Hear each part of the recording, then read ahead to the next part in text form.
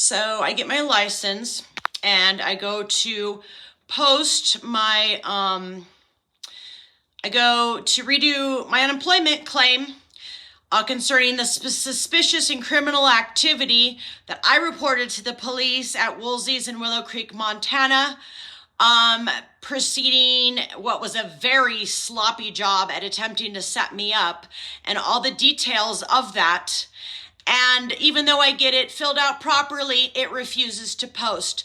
Now, I have just tried 5 times and it won't post.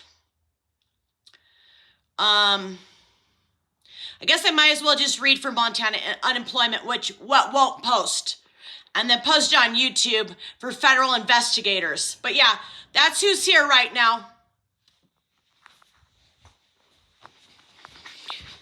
All right, this is so ridiculous. You know, when the earth is removed of this criminal activity and thugs that think they can just do whatever they want, whenever they want, we will have a better tomorrow, but not until then. Nor will the curse that you guys have put on Butte, Montana be removed until you can come correct. Same thing with Willow Creek, Montana, and all of Montana, and the river. Okay, so... oh yeah, this is interesting how blurry it is right now. Okay, so basically this is what's on the page that Montana Unemployment has asked me about. Look how blurry that is. That's so insane. It won't even focus. You guys think you're crafty. You're on your way to prison.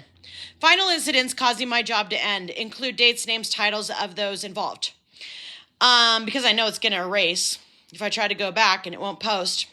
I was blamed for some chaos that happened downstairs when I was upstairs in my private quarters, housing including with job. I had gone to the police the day or two, before this so-called incident to report some suspicious activity of my coworkers that I was roommates with. I was not actually told I was fired, given a vacate in 30 days notice, and was supposed to assume I was fired at the time. My mailbox key had been stolen out of my room and police forwarded my mail to my parents' permanent address.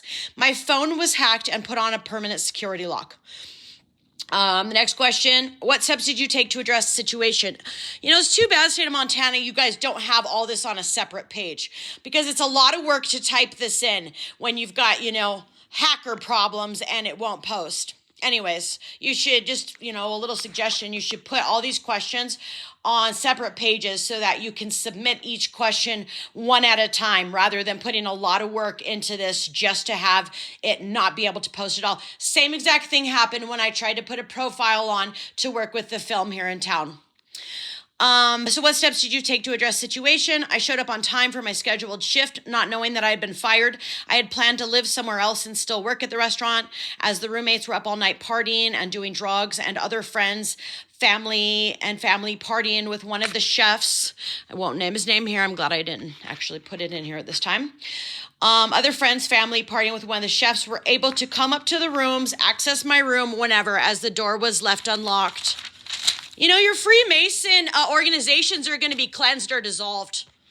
And I have authority to say this as somebody that is as a direct descendant of the people that started it in this country in 1631. Anyways, I couldn't lock it as it was a fire escape as well. I have had to file a police claim with the Bozeman Police as the manager, won't say his name, threw all my belongings, possessions outside, and it was ruined by rain, although I legally had 30 days to evacuate according to my lease paperwork. I addressed this in another part of it, but I did let him know I would be back within 30 days when I felt like I had a safe escort to go get my stuff. So the reason given for letting me go. When I pressed him for a reason, he said he didn't have to give me one, that I have it on video. Although they were trying to blame me for some incident downstairs in parking lot when I was upstairs, they had also tried to accuse me of assault for asking the sister of the chef coworker to leave the upstairs since the brother employee wasn't up there and the family was or still is involved in drug activity.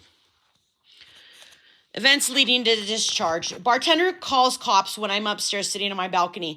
I hear bartender tell cops she heard what sounded like gunshots and someone got in their car and sped off, kicking gravel onto the bar window. I was upstairs through this incident. I believe they were trying to set me up for something after I'd gone to the Three Forks police to report suspicious activity and suspicion of crime just a couple days before. Was I given an opportunity to correct situation? Please explain. I was told I was fired and left that evening as I did not feel safe in the living situation. I informed the manager that I would be back to claim my belongings by 9/15/22 when I had an escort to get them. He, however, broke the lease agreement, trespassed into my room, handled my belongings without permission, and put my stuff outside anyways. The extreme water damage points to this infraction being carried out immediately after my departure.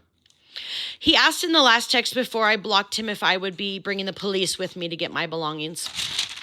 If no reason was given for letting you go, why do you think you were discharged? Because I was suspicious of criminal activity and had reported it to the police.